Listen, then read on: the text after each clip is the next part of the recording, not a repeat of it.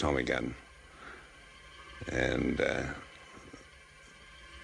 that was my first introduction to killing, as we put it. And it was very sad, actually, a sad moment, because I went through the captain's belongings and personal effects, and found a picture of himself and his 3 lovely children. And this was a very traumatic moment for me, because one soldier relates to another. At the beginning of the Desert Campaign, the Germans seemed certain to overwhelm the Allies. Rommel's progress was hampered by difficulties with supplies and was finally arrested at El Alamein, when they were forced to retreat. Individual stories of heroism abound. At Miterea Ridge, stretcher-bearer Corporal James Pirihi braved intense shell fire to tend to the wounded and bury the dead. Once, in the face of enemy machine gun fire, he dressed the wounds of a German soldier and carried him to safety. At Gazala, Private Charlie Shelford saved his encircled platoon. He ran 300 yards toward an enemy machine gun post, shooting from the hip. Despite taking shrapnel from 3 grenades and having his own gun smashed, he grenaded the enemy position and began the collapse of resistance in that area. From the Libyan campaign onwards, Mr. Charles Bennett, a Pākehā civilian, was in charge of Te Reo Aroha, a mobile canteen given by the Maori children of New Zealand. Charlie Y.M. drove the beloved van in the fiercest of battles to keep the men supplied with cigarettes, sweets, razors and other goods from home.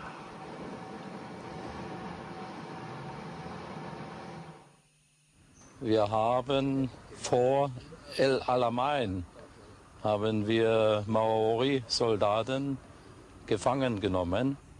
Das waren gute Kämpfer, das wussten wir.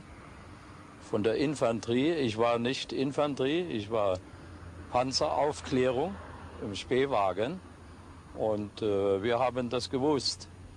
Von der Infanterie, dass sie sehr harte, gute Leute waren.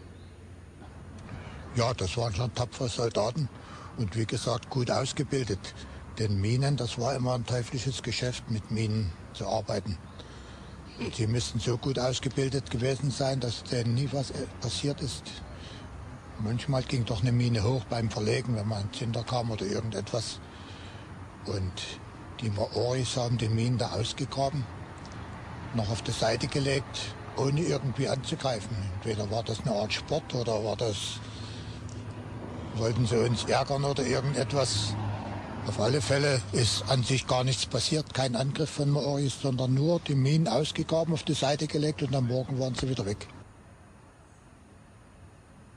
The push northwards to meet the First Army in Tunisia continued.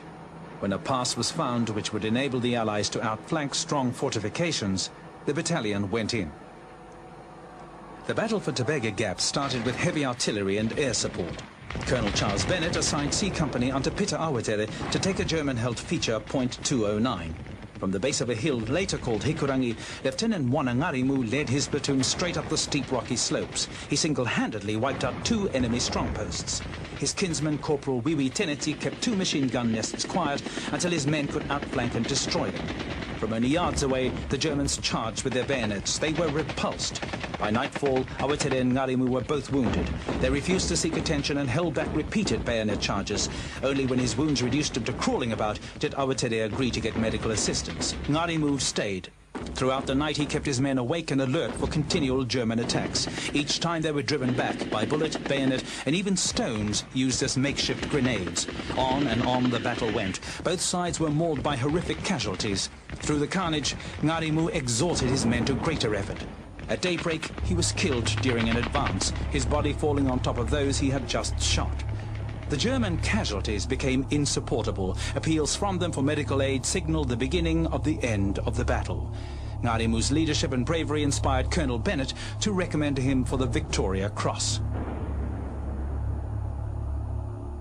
We took him back to the cemetery, already prepared, and laid him to rest there. Well, you know, it's a sad occasion when you spend all night fighting, and then you have to turn around and bury your comrades. And looking back on it, I still get very emotional about it. It's a thing that we'll never forget. And I don't think any soldier who served over here, overseas, will ever forget the war. A lot of people say that the war is over. It's been over nearly 50 years, but to a soldier, it'll be there always. You can't take that away from them. And being back here, I can see all the battle in operation. The dive bombers, and especially remember the pilots that failed to pull out of their dive and go crashing into the hills across the way there. And then the tanks and the infantry riding on the tanks, and the infantry falling off as they're being shot at from the Germans. All those things, and our own chaps going into the shells, and chaps wounded. And you never forget those things. Tactics had to be found quickly. Well, there is confusion, all right, but at the same time, every man attacking would try and get into position as best they can. And it is very difficult, but in the main, we seem to get to our objective all together. And that was the main thing about it. But on this instance, the Crete hill up here was a big obstacle. نحن في البقيرة والعجايل يرضعوا والكعبة ضربت في الحيط.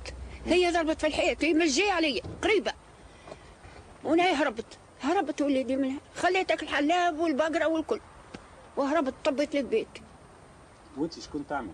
هيا كيف يدهم علينا الأمان. الإنجليز وخر التالي والمان حبس حدانا. وانت شكون تعمل الوقت هذاك؟ نطيبوا فطورنا. أختي نطيبوا فطورنا والله العظيم فطورنا رأس بالله عندك توكل. والمان شد هنا نحن جينا في الوسط هربنا. ما بقدرنا ما درناش. ما مرتاح ورانا مرتاح قدامنا ونحن نجار وعربي. البلاد كلها مشكلنا. Takruna was a massive rock edifice which dominated the surrounding countryside. The Italians and Germans intended to hold it at all costs. B Company's part in the assault involved Sergeants Manahi and Rogers. With about half a dozen men each, they fought their way up Takruna's awesome sheer face. They took the village on top, but the enemy soon counterattacked. Manahi climbed back down and returned with reinforcements. There was a desperate battle. Soldiers were shot, bayoneted, and pushed over the cliff. For 2 days, Takruna was hidden in the haze of battle. Its capture by the battalion caused England's General Horrocks to remark that it was the most gallant feat of arms he had witnessed during the war. Decorations highlight individual heroism, but hide the fact that the Maori Battalion always fought as one, becoming a startlingly effective fighting unit. In the Maori Battalion, all the men we had were nothing but the best. They were second to none. And whatever decorations the officers have in the Maori Battalion belong to the men, to the battalion as a whole.